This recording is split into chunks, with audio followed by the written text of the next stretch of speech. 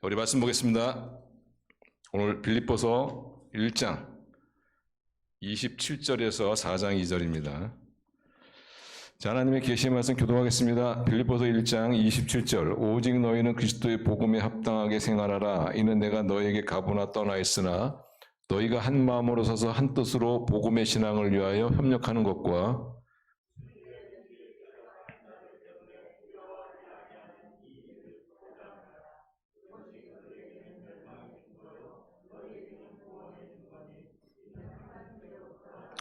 그리스도를 위하여 너에게 은혜를 주신 것은 다만 그를 믿을 뿐 아니라 또한 그를 위하여 고난도 받게 하려 하심이라.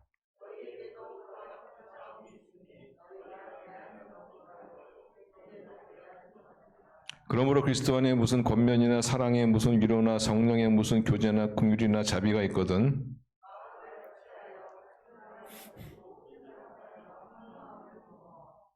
아무에든지 다툼이나 허용으로 하지 말고 오직 겸손한 마음으로 각각 자기보다 남을 낮게 여기고 각각 자기의 일을 돌볼 뿐더러 또한 각각 다른 사람의 일을 돌보아 나의 기쁨을 충만하게 하라. 아멘. 우리 성도님들 구약의 초대왕 누군지 아시죠? 초대왕이 누굽니까? 사울. 네, 사울왕이 초대왕. 미국의 초대 대통령도 아시죠? 미국의 초대 대통령. 예? 워싱턴. 예, 조지 워싱턴. 우리 한국의 초대 대통령 누군지 아세요? 한국의 초대 대통령. 예. 연세가 좀 있으신 분들 아시죠? 예, 이승만 대통령 우리나라 초대 대통령이죠. 제가 이 말씀을 드리냐면, 저는 이승만 대통령에 대해서는 제가 그 시대에 안 태어났기 때문에 모르겠습니다만은, 그러나 그분의 그런 이야기들을 제가 읽으면서, 제가 아직도 기억하는 것이 뭐냐면은, 그분이 이제 소위 대통령 선거 할 때 그분이 만들었던 구호 중에 하나가, 뭉치면 살고 흩어지면 죽는다 하는 거였죠. 뭉치면 살고 흩어지면. 물론 그때 그 구호는 그 당시 공산 정권을 염두에 두고 또 심지어는 그 구호를 가지고 자기의 독재 정권을 유지하는데 좀 쓰기도 했지만은 그러나 어쨌든 간에 그분이 하는 말이 참 맞는 말이라 이런 생각을 하게 됩니다. 정말 우리나라만이 아니라 좀 세계에 있는 세계 모든 나라가 다 어렵지만은 이런 어려운 나라 가운데서도 뭉친 나라는 삽니다. 국민이 어려운 가운데 똘똘 뭉친 나라 사. 그러나 좀 어려움이 좀 다른 나라에 비해서 덜하더라도 각자 흩어지면은 국민이 흩어지면은 정말 나라가 이제 바로 서기가 굉장히 어렵죠. 사실상 이거는 뭐 우리 국가만이 아니고 가정도 마찬가지입니다. 가정도 아무리 어려움이 있어도 정말 가정원들이 똘똘 뭉쳐지면은 그 어려움이 오히려 기회가 될 수가 있는 것이지만 그렇지 않고 마음이 나누어지고 서로 분열과 갈등이 하게 되면은 그러면 정말 가정이 파산할 수도 있죠. 파산할 수. 그러니까 이런 걸 보면은 뭐 특별한 것이 아니다. 우리가 일반적으로 살아가는 데 있어서 정말 뭉치면 살고 흩어지면 죽는구나 하는 것을 알 수가 있습니다. 그 요즘에 보면은 경제가 어렵잖아요. 뭐 올해는 정말 참 그런 무시무시한 어려움이 한 해가 될 거다 이런 뭐 예측도 막 있고 합니다만은 그래서 지금 특히 도매업 하신 분들 같은 경우에는 지금 대기업이라든가 큰 마트 이런 데서 도매를 거치지 않고 이제 직접 소매로 이렇게 연결하지 않습니까? 그러니까 도매업에다 죽게 생긴 거예요. 그러니까 도매업에서 사람들이 모여가지고 이게 안 되겠다, 우리 뭉쳐야 되겠다. 그래서 함께 물품을 구입해서 저렴한 가격으로 물품을 구입해서 제품도 단가 좀 낮추고 우리가 경쟁하지 말자, 서로 피 흘리지 말자. 이러면서 이제 서로 마음을 합하여 가지고 또 이런 어려움을 극복하고 있는 그런 것을 볼 수가 있습니다. 그래서 어려움은 어려움 자체가 문제가 아니고 이 어려움을 우리가 뭉쳐서 극복하느냐 아니면 흩어져서 이 어려움에 굴복하느냐 그런 문제인 것 같아요. 우리 그 명절도 마찬가지인 것 같아요. 보면은 이제 명절 끝나고 나서 보면은 좀 안 좋은 기사들이 가끔 뜨죠. 뭐 좀 오래간만에 모였는데 뭐 서로 웃고 뭐 격려하고 이런 따뜻한 시간보다는 뭐 부모님 유산 때문에 그냥 서로 막 칼부림 갖고 뭐 죽기도 하고 막 이런. 그래서 이 명절이 정말 명절되는 그런 시간이 되려면은 하나가 되는 거죠. 하나가 돼야 돼. 거기서 또 마음이 나눠져 가지고 갈등하고 이러면은 차라리 명절이 없는 게 더 낫죠. 없는 게. 그런 것들을 보면은 이제 우리 일반적으로도 그렇고 특별히 교회는 하나 되는 것이 굉장히 중요하죠. 가정도 중요하고 사회도 중요하고 직장도 중요하고 어떤 공동체도 중요하지만은 특별히 교회는 하나 되는 것이 굉장히 중요한. 오늘 본문에 보시면은 왜 하나 되어야 되느냐. 물론 오늘 말씀은 어쨌든 빌립보 교회라는 것을 배경으로 뒀기 때문에 교회를 중심으로 한 그런 하나됨의 말씀이지만은 그러나 이 하나됨에 대한 원칙, 이유들 그리고 원칙들은 원리들은 모든 곳에 적용이 되는 겁니다. 모든 곳에. 뭐 부모와 자식 간의 관계에서도 이 하나됨의 원리가 적용되는 것이고 또 부부 간의 관계에서도 하나됨의 원리가 적용되는 것이고 가정에서 사회에서 그러니까 이 교회에서 적용되는 모든 하나됨의 원리는 우리 모든 관계에 적용되는 것이다. 그리고 우리가 먼저 왜 하나 되어야 되느냐, 왜 특별히 교회가 하나 되는 것이 중요하냐, 여기에 대해서 바울은 왜 그러냐면 하나 되는 것이 곧 복음의 본질이기 때문이다. 그래서 교회가 하나 되는 것은 것이 중요하다 이렇게 얘기하죠. 자, 오늘 본 말씀 보세요. 자, 27절 보시면 이렇게 되죠. 27절 보세요. 오직 너희는 그리스도의 복음에 합당하게 생활하라. 이는 내가 너에게 가보나 떠나 있으나 너희가 한 마음으로 서서 한 뜻으로 복음의 신앙을 위하여 협력하는 것 같아요. 거기 보시면은 오직 너희는 그리스도의 복음에 합당하게 생활하라. 그리스도의 복음에 합당하게 복음 그죠? 복음. 네. 복음이라는 것은 우리가 다른 성시도 보시면은 예수 그리스도를 복음이라고 그러죠. 예수 그리스도를 복음. 복음이란 굿뉴스. 근데 굿뉴스는 예수 그리스도. 그러니까 다시 말하면 복음은 예수 그리스도인데 왜 복음이 예수 그리스도냐면은 이것을 다시 말하면 복음이라는 것은 하나님과 사람을 이어주는 거 아닙니까? 하나님과 인간 사이에 갈라진 그런 틈을 메꿔주는, 틈을 메워주는, 틈을 이어주는 그것이 바로 복음이란 말이죠. 하나님과 인간을 이어주는 분이 누구예요? 예수 그리스도 아닙니까? 예수 그리스도. 그래서 십자가를 보세요. 십자가 보시면은 그렇죠? 위에 하나님과 밑에 인간을 이어주는 그런 것이 바로 십자가고 이것이 복음이고 이것이 바로 예수 그리스도라는 것을 알 수가 있죠. 왜 하나님과 인간을 이어준 것이 예수 그리스도냐? 예수 그리스도만이 하나님과 인간을 이어줄 수 있기 때문에 그렇습니다. 왜냐하면 예수님은 참 하나님이시잖아요. 또 예수님은 참 인간이지 않습니까? 그러니까 누구보다도 예수님은 하나님을 잘 아시는 분이고 누구보다도 예수님은 인간을 잘 아시는 분이시고 그래서 참으로 인간과 하나님을 완전하게 연결할 수 있는 무슨 예수 그리스도인 것을 여러분 믿으시길 바랍니다. 복음이란 것이 뭐냐면 하나님과 사람을 이어주는 거예요. 하나님과 사람을 이어주는 거예요. 하나가 되게 하는 것입니다. 하나가 되게 하는 것. 근데 사람과 하나님을 이어주는 것만이 아니고 나누어졌던 인간과 인간을 이어주는 것. 우리 십자가에서 이 가로의 백미죠. 십자가에서 인간과 인간을 이어주는 것. 그분이 누구시냐? 예수 그리스도시고 그리고 그것이 바로 복음이라는 것이죠. 그래서 복음이라는 것은 곧 예수 그리스도를 말하고 예수 그리스도의 가장 중요한 일은 뭐냐면 하나님과 인간을 이어주고 인간과 인간을 이어주는 것이다. 그래서 즉 하나가 되게 하는 것이다. 그래서 우리가 왜 하나가 되어야 되느냐? 그게 복음의 본질이니까. 그러니까 우리가 하나 되지 않는다면 그것은 복음의 본질을 떠난 거죠. 가정도 마찬가지입니다. 가정에서도 하나가 되지 않으면 복음의 본질에서 멀어진 거예요. 복음에서 멀어진 가정이라. 예수님께서 이런 말씀하세요. 마태복음 14장 요한복음 14장 6절 보시면 나는 길이요 진리요 생명이니 나로 말미암지 믿지 않고는 아버지께로 올 자가 없느니라. 예수님만이 뭐예요? 하나님과 인간을 이어주는 분이시다 하고 말씀하죠. 그래서 예수 그리스도가 바로 복음이라는 거예요. 그래서 여러분 복음이 들어가면요 반드시 거기에는 어떤 시간이 언제 얼마나 걸릴지는 모르지만 분명한 것은 뭐냐면은 거기는 하나됨의 결과가 반드시 나타나게 되겠다. 왜냐? 복음이라는 것은 곧 하나 되는 것이 복음의 본질이기 때문에 그렇습니다. 그래서 나누어져 있던 이 부부 사이에 복음이 들어가면은 다시 또 이렇게 화목하고 하나가 된 이런 역사가 일어나는 것을 볼 수 있고 부모와 자녀가 서로 갈등했는데 거기에 복음이 들어가면 예수도 들어가면 예수도 개입해서 그 두 사이를 갖다가 화해시키고 이어주면은 다시 그 사이가 부모와 자식 간의 사이가 서로 화해하는 아주 따뜻한 그런 관계로 회복되는 것을 볼 수가 있습니다. 그래서 복음이 들어가는 곳에는 반드시 이 하나됨의 역사가 있다.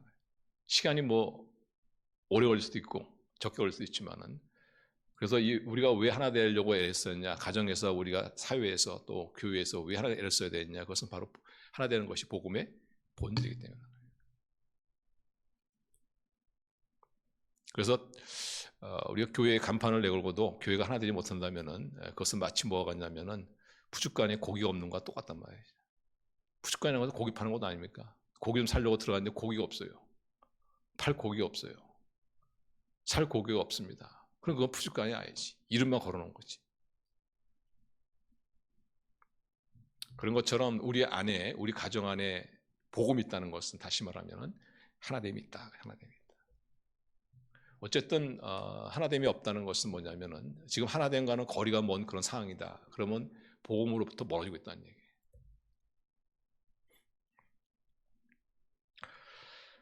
그래서 바울이 다시 한번 1장 20절 보시면, 오직 너희는 그리스도의 복음에 합당하게 생활하라. 이렇게 얘기하잖아요. 복음에 합당하게 생활하라. 그러면서 복음에 합당한 생활이 뭐냐면은, 자, 그 이후에 보시면, 이는 내가 너희에게 가보나 떠나 있으나 너희가 한 마음으로 서서 한 뜻으로 복음의 신앙을 위하여 협력하는 것과, 하나 되는 것이죠. 복음에 합당한 생활이 뭐냐? 하나 되는 것이다. 그러니까 그 안에, 그 생활 가운데, 그의 관계 가운데 복음이 들어가면은 하나 되는 그런 결과가 나온다는 거예요. 그 2장 2절도 보시면, 자, 2장 2절 한번 같이 읽어요. 2장 2절 같이 읽어요. 시작. 마음을 같이하여 같은 사랑을 가지고 뜻을 합하여 한 마음을 붙어. 무슨 말입니까? 하나가 되어라 이거죠. 하나가 되어라. 그러니까 복음에 합당한 삶이라는 것은 곧 하나 되는 것을 말합니다. 하나 되는. 그래서 우리가 왜 하나 되어야 되느냐? 그것은 바로 복음의 본질이, 하나 되는 것이 복음의 본질이기 때문에. 또한 복음의 본질뿐만 아니라 교회가 교회다운, 우리 교회가 존재하는 이유는 영혼을 구원하고 치유하는 것이죠. 영혼을 구하고 예수님의 일을 그대로 하는 거예요. 예수님의 한 중요한 세 가지 사역이 바로 전파하고 가르치고 치유하고 아닙니까?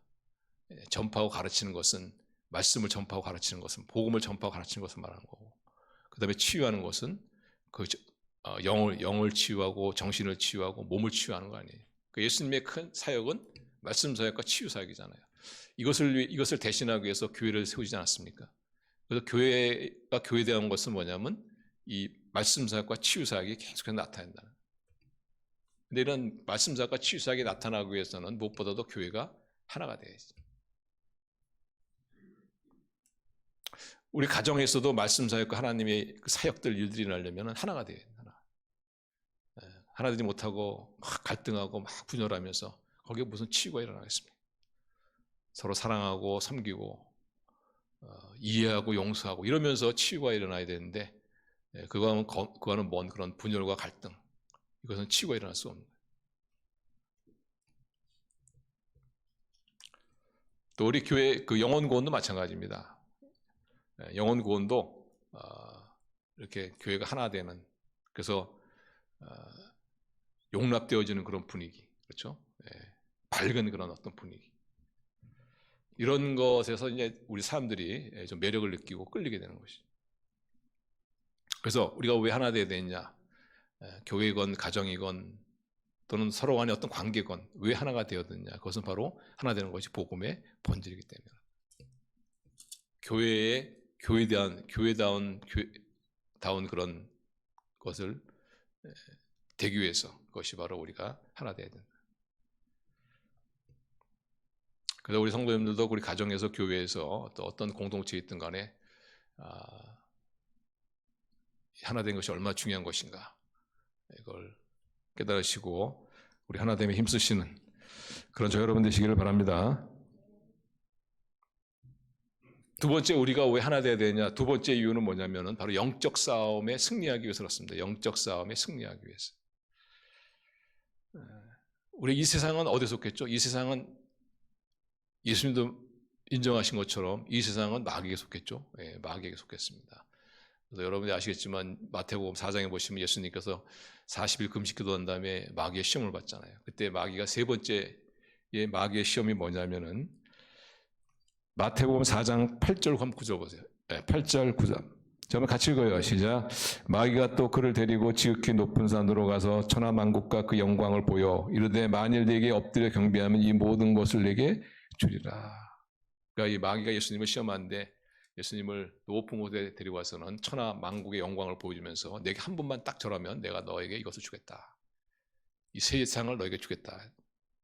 그때 예수님께서 왜 이 세상이 너의 것이냐 이렇게 반문하지 않았다는 것이죠. 이 세상은 누가 속한 거예요? 마귀에 속했단 말이에요. 마귀에 속했다. 그래서 이 세상은 마귀에 속해 있고 우리는 그러면 이 세상 안에 있는데 이 세상 안에서 우리는 어떤 존재냐? 물론 그리스도인의 정체성, 그리스도가 어떤 존재냐에 대해서 여러 가지 그런 비유로 말씀합니다만은 오늘 본문에 보시면은 어떻게 바울은 이 세상 마귀에게 속해 있는 이 세상 안에 크리스찬은 어떤 존재들이냐? 를 어떻게 표현하고 있냐면은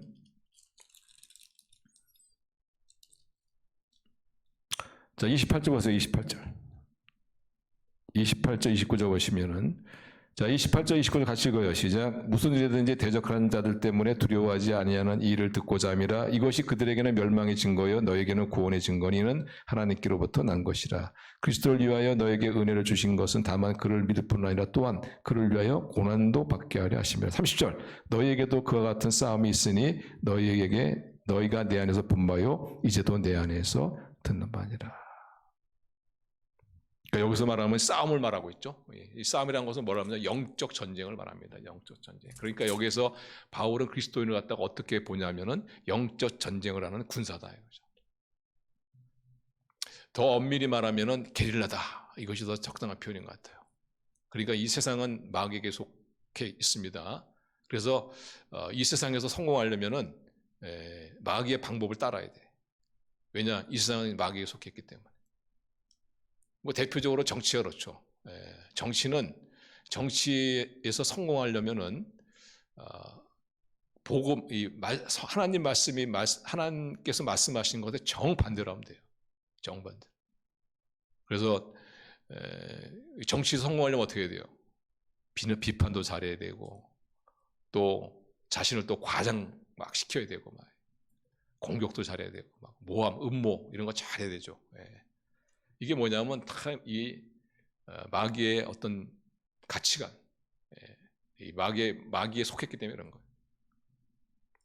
그래서 이 세상은 마귀에게 속해 있고 우리는 이 세상 안에 있지만 그러나 우리는 또한 마귀에게 속하지 않는 하나님께 속한 자로서 게릴라, 그렇죠. 전쟁 한복판에 있는 하나님께서 보내신 그런 전투요원들, 게릴라 전투요원들이란 말이에요. 그래서 이 게릴라 같은 그런 존재들이기 때문에 불편하단 말이죠. 세상에 사는 것이. 해가 지면은 그냥 어느 굴 속에 가서 이렇게 게릴라들이 그렇잖아요. 해가 지면 어느 굴 속에 가서 이렇게 잠시 있다가 또 다시 이제 출발해야 된다. 그럼 또 일어나서 잠들지도 못 자고 일어나서 또 출발해야 되는. 그래서 그것을 어떻게 표현했냐면은 29절 보시면은 그를 위하여 고난도 받게 하려 하십니다. 이렇게. 그래서 이것을 보면은 바울이 여기서는 우리 크리스찬들은 세상에 있지만은 그러나 세상에 속하지 아니한 세상 안에 투입된 그런 게릴라들이다. 그래서 우리는 바로 이 마귀와 영적 전쟁, 마귀와 영적 전쟁에 관한 한복판에 있는 것이죠. 그런데 이것을 갖다 마귀도 잘 알아요. 그래가지고 이 마귀가 우리를 공격합니다. 왜냐하면 자기를 공격하러 들어온 이 게릴라들인 걸 알기 때문에. 그런데 마귀가 우리를 공격하는 데 있어서 가장 효과적이라는 공격 방법이 뭐냐면은 그게 바로 하나됨을 무너뜨리는 거예요. 하나됨을 깨버리는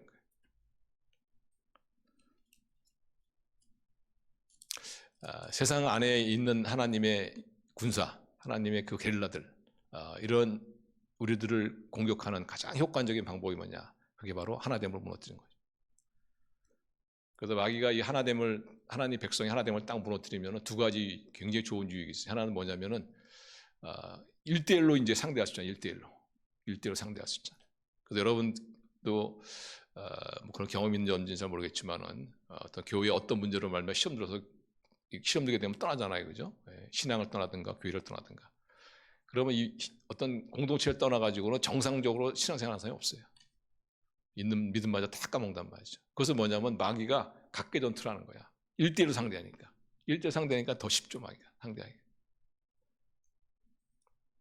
그래서 우리가 영적 전쟁에, 이 마귀와 영적 전쟁에 승리하기 위해서 우리는 뭐냐, 하나 되는 것이 굉장히 중요하다는 거예요.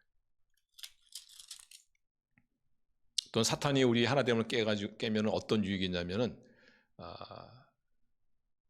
우리가 세상을 향해서 쏟아야 될, 다시 말하면 주님의 사명을 향해 쏟아야 될 그 에너지, 이런 관심들이 다 흩어집니다. 오히려 더 이 분열하고 갈등하는 여기에 그만 에너지가 다 빼앗겨버린다. 이걸 갖다 마귀가 누구보다 잘 알죠. 뭐 이거는 사실상 꼭 마귀의 전략만이 아니고 우리 역사가, 전쟁의 역사가 그렇지 않습니까? 사실 전쟁의 역사를 보면은 이 패배한 사람들의 특징이 뭐냐면은 내부 분열이에요, 내부 분열. 결국 내부 분열로 하는 거죠. 적이 뭐 강하기 때문에 진 경우는 거의 없단 말이죠.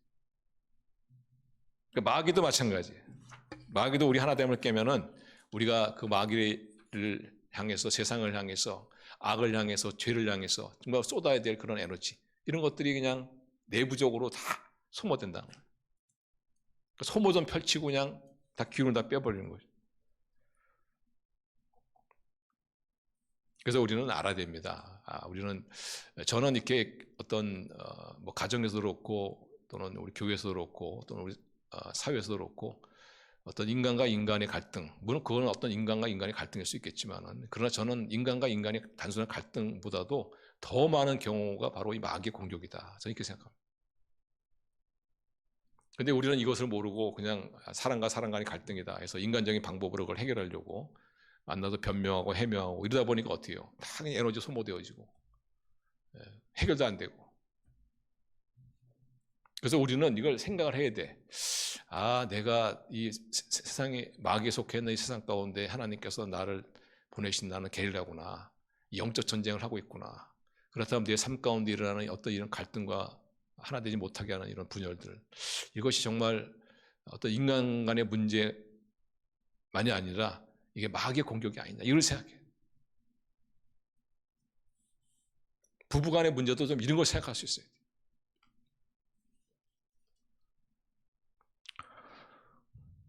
그래서 우리는 나의 정체성, 나는 세상에 투입된 게릴라다, 항상 이거 갖다, 나는 영적 전쟁의 한복판에 있다, 이것을 항상 여러분이 기억하시고, 여러분 삶 가운데는 어떤 갈등이라든가 분열 이런 것들이 있으면은 이게 마귀의 역사가 아니냐, 이걸 항상 이렇게 생각하셔요. 생각하셔서 이게 마귀 역사인 것 같다 그러면은 용납하시고 용서하시고 회개할 걸 회개하고, 그래서 마귀가 공격을 하지 못하도록 그 근거를 갖다 싹 없애시는, 우리 영적 전쟁에서 승리하시는 그런 저 여러분 될 수 있기를 바랍니다.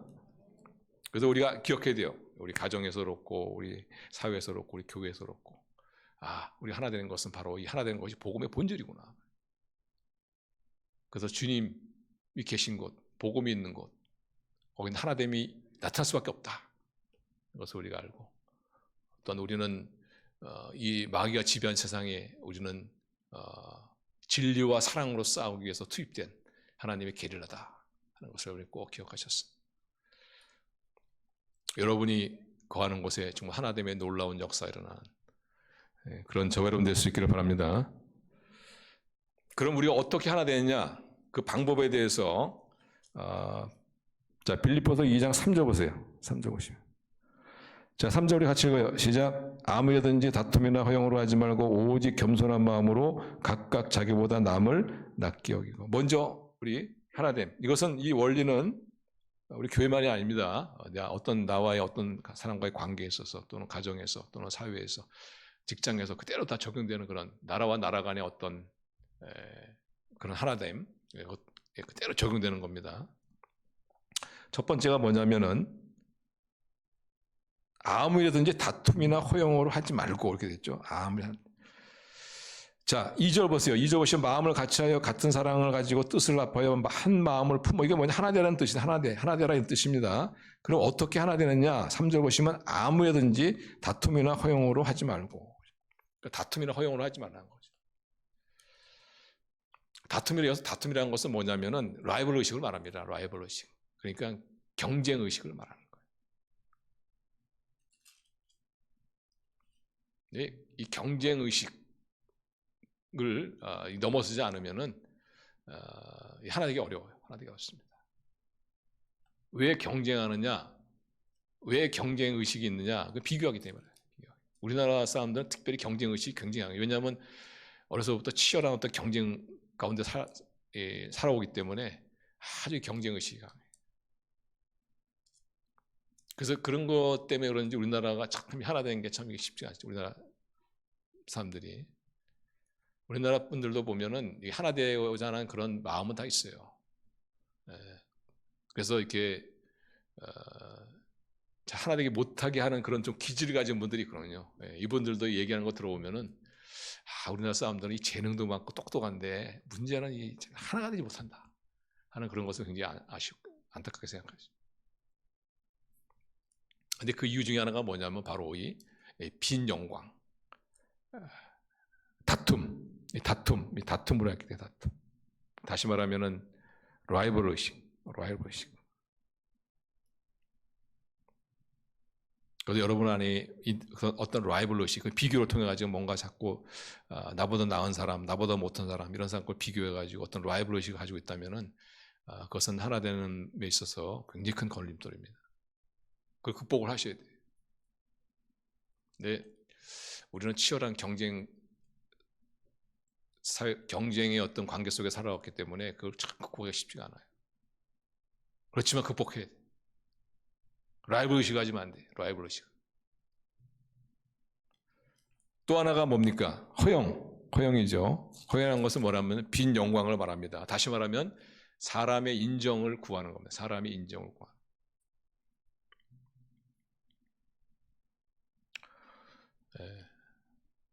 내가 사람의 인정을 구했는데 사람이 인정해주지 않을, 사람의 인정을 구할 때 우리는 하나 되기가 굉장히 어렵습니다. 만일 여러분이 어떤 훌륭한 일을 했어요. 누가 같이. 근데 누가 같이 한 사람은 조금밖에 도움이 안 됐어.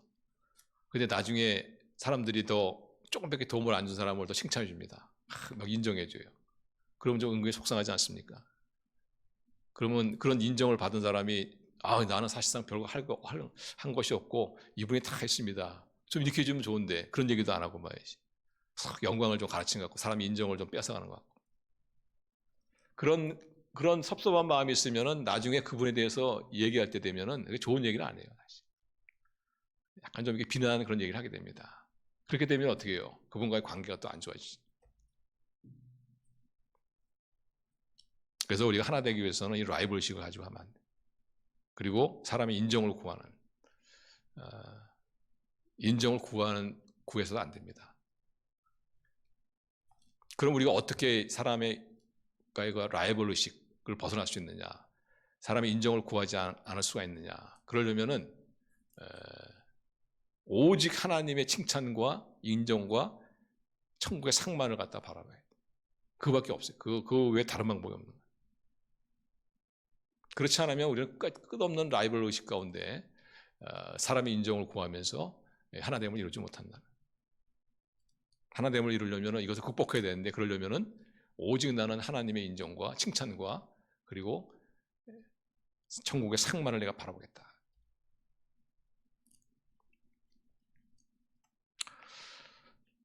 우리는 나중에 하나님 앞에서 우리의 인생의 평가를 받지 인간이 우리의 인생을 평가해 준 게 아니잖아요. 하나님께서 우리가 얼마나 충성했느냐, 우리가 얼마나 하나님을 섬기고 참 이웃을 사랑하려고 애를 썼느냐, 그런 걸 가지고 하나님 우리 평가하시지 어떤 결과를 가지고 우리를 평가하는 게 아니잖아요. 그렇기 때문에 우리가 남하고 비교할 필요도 없는 것이고 또 남의 인정을 구할 필요도 없는 것이고 어차피 하나님의 인정이 중요하지 남의 인정이 뭐가 중요했습니까? 그러다가 또 남이 인정해주면 또 그 뭐 보너스로 또 기분 좋은 거잖아요. 그죠? 뭐 생각지도 않았는데 또 그러니까 또 기분 나쁜 건 아니고. 라이벌 의식을 갖고 이래서는 안 돼. 사람의 칭찬을 위해서 갖기 위해서 이래서는 안 된다. 그러려면 오직 하나님의 인정과 천국의 상만을 바라봐야 한다.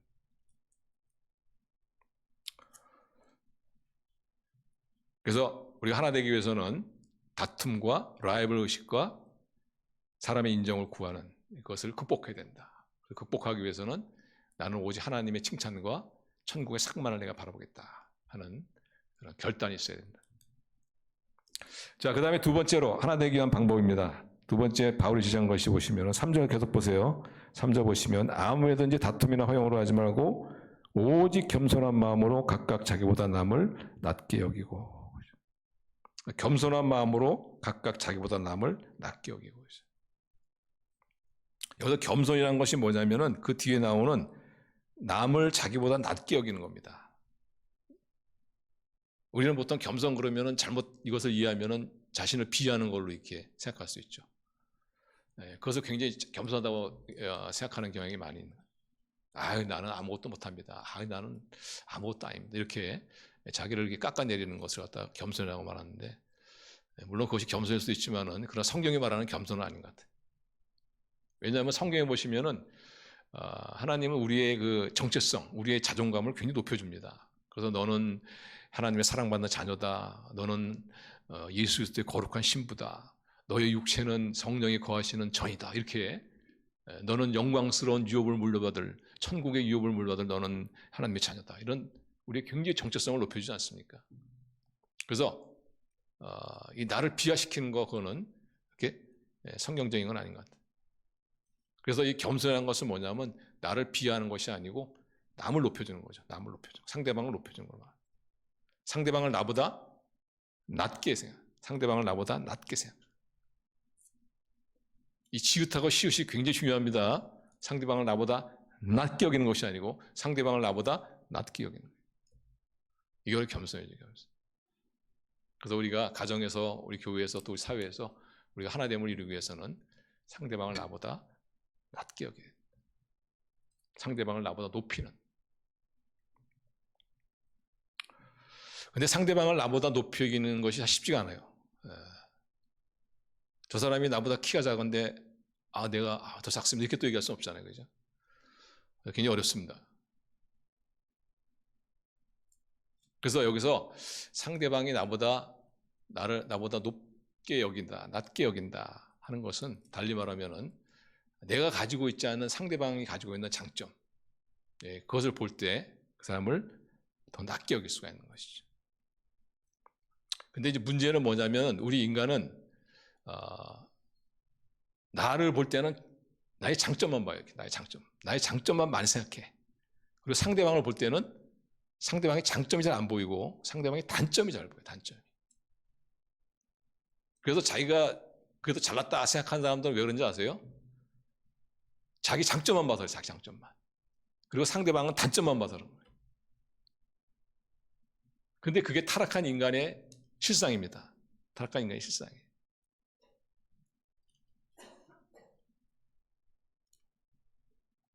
어떤 분은 아주 굉장히 이렇게 참 똑똑하시고 이렇게 성실한 분이 있어.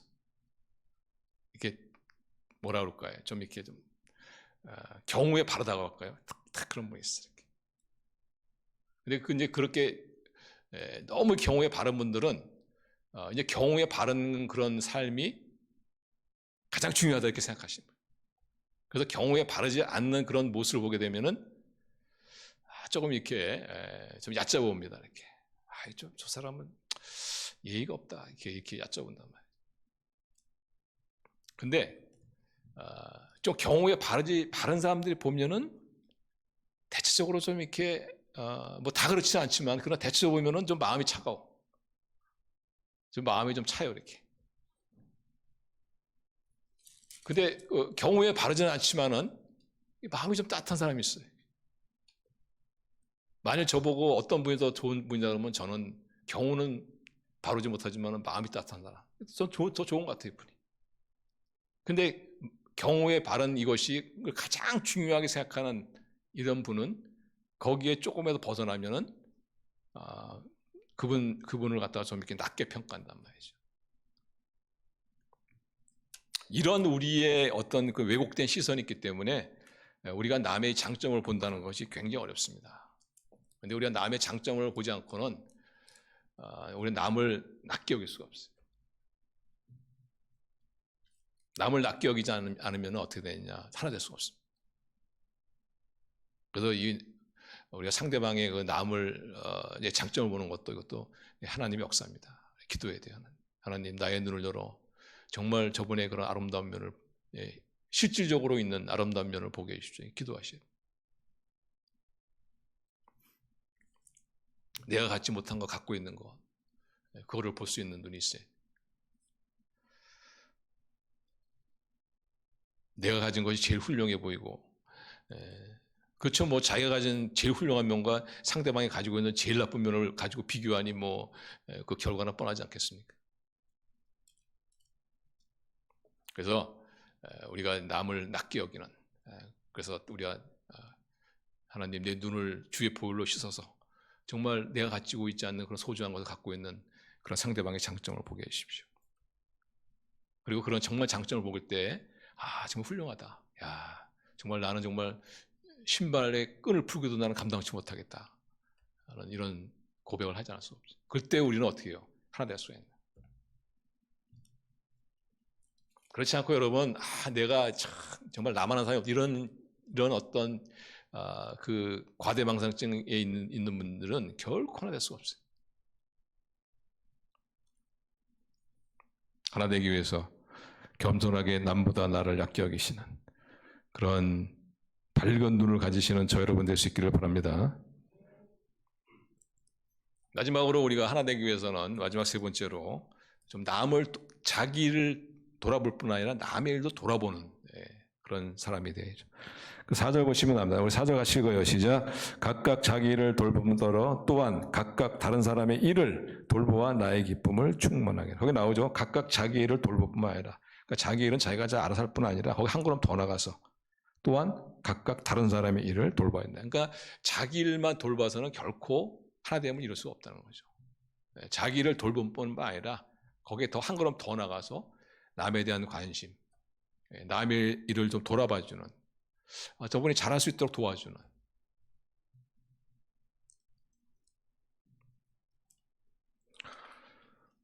그런 게 있어야죠. 그런 게 있어야 합니다. 근데 우리는 잘 그렇게 못하죠. 아유, 나도 먹고 살기 바빠 죽겠는데, 나도 뭐 여유가 없는데, 아유, 무슨 남을 돌아보고, 생각조차도 못하는 그런 어떤, 저는 바쁘다기보다는, 시간이 없다 바쁘다기보다는, 진짜 그런 분도 계시긴 계시지만은, 그러나 대체적으로 보면은 마음의 여유가 없는 것 같아요. 마음의 여유가. 그러니까 남을 돌아볼 수 있는 그런 마음의 여유가 없는. 애가 크면은 그때 시간이 충분히 있을 것이다. 직장에서 승진하면은 좀 여유가 있을 것이다. 돈을 많이 벌면 여유가 있을 것이다. 근데 여러분, 애가 크면요, 더 여유가 없어요. 승진하잖아요, 더 여유가 없어요. 왜냐? 더 높은 자리에 올라가야 되니까. 돈을 벌면은 더 벌어야 되니까 여유가 없는 거예요. 그러면서 어떻게 해요? 그냥 세월을 다 보내는 거예요. 하나님께서 우리를 부르셨을 때는 축복의 통로 역할을 하라고 부르셨는데 자기라는 존재, 자기가 가족의 그 바운더리를 넘지 못하고 그냥 오로지 그냥 자기만 몰두하다가 인생을 끝내는, 그거는 하나님이 부르신 목적이 아니죠. 실패한 인생이에요. 실패한 인생. 어떤 분은 인생에 전반전이 있고 후반전이 있다, 그런 얘기 하더라고요. 축구 경기에도 전반전이고 후반전이 있는 것처럼, 골프에도 전반놀이 있고 후반놀이 있는 것처럼 우리 인생에도 전반전이 있고 후반전이 있다. 전반전의 나이가 전반전에서 후반전으로 넘어갈 때 그 나이가 얼마인지는 저는 잘 모르겠어요. 사람마다 다를 수 있습니다만, 그러나 대체적으로 보면 전반전에는 어떤 자기 성취를 위해서 살죠. 자기 성취를 위해서. 근데 사실상 후반전에 가면은 이제 자기 성취라는 그런 걸 넘어서서 타인을 위한, 또 타인의 성취를 위해서 살아가는 그런 삶을 살아야 된다. 이런 얘기를 많이 합니다. 전반전에는 이 양을 중시하지만은 후반전에는 질을 중시해요. 전반전에는 성공지향적인 삶이지만 후반전에는 가치지향적인 그런 삶. 그런 삶이, 그런 후반전이 아름답지 않냐.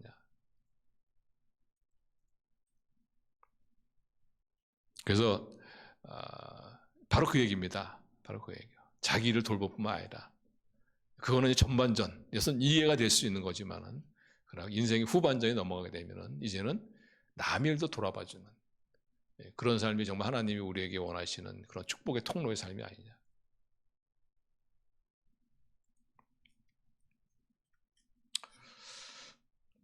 그래서 우리가 하나되기 위해서는 남을 돌아봐주는 그런 삶을 추구해야 된다. 그럼 어떻게 하면은 나의 삶을 돌볼 뿐 아니라 남의 삶을 돌아봐주는, 남에게도 좀 관심을 가져주는 그런 삶을 살 수 있느냐.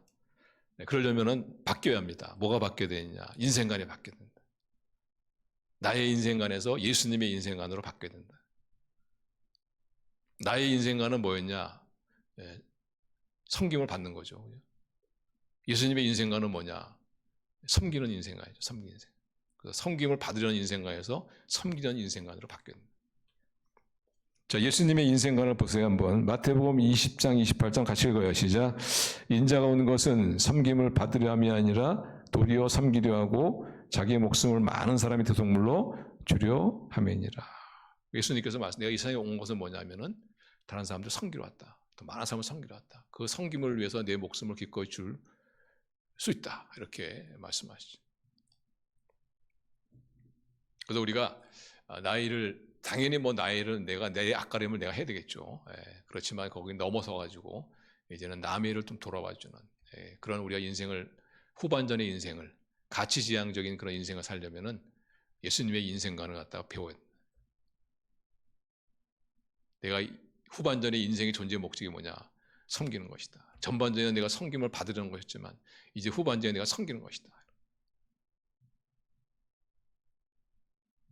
전반전에 내가 돈을 버는 목적이 뭐냐? 내가 많은 사람들을 부리기 위해서, 많은 사람 앞에서 내가 큰 소리 치려고. 그렇지만은 후반전에 내가 성공을 추구한 이유가 뭐냐? 더 많은 사람을 섬기기 위해서.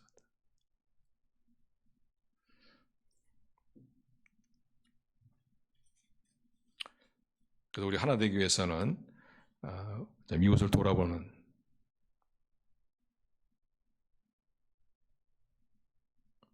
우리가 이웃을 돌아보지 못하는 이유는 제가 말씀드렸지만은 마음의 여유가 없었습니다. 마음의 여유가 없었어요.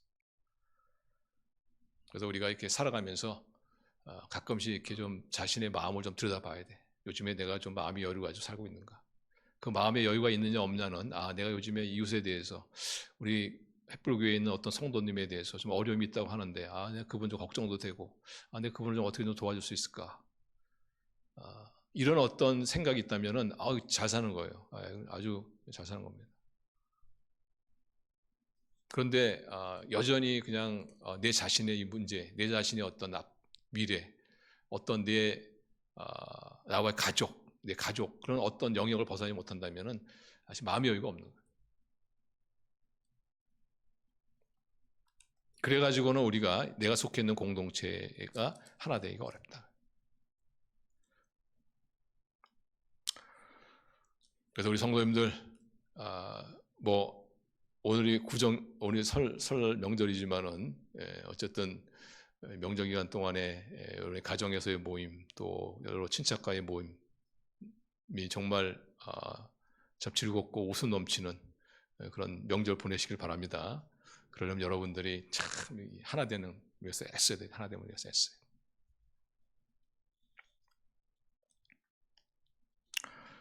여러분이 어디 가나 하나됨의 어떤 접촉지 역할을 하시고 하나됨을 위해서 참 쓰임받는, 그러려면은 우리가 우리의 인생관이 성김의 인생관, 그리고 단순히 내 일만 돌아볼 뿐 아니라 남의 일도 돌아봐주는 그리고 오직 하나님의 칭찬, 우리 하나님의 천국의 상만을 우리 바라보시는, 그래서 우리 성도님들이 가는 곳, 그것이 가정이건 교회건 어떤 공동체든 간에 정말 접착제 역할을 하고, 하나 되는 접착제 역할을 하고 좀 하나됨을 이루는데 우리 아름답게 크게 쓰임 받으시는 그런 저와 여러분 되시기를 주님의 이름으로 축원합니다. 기도하겠습니다.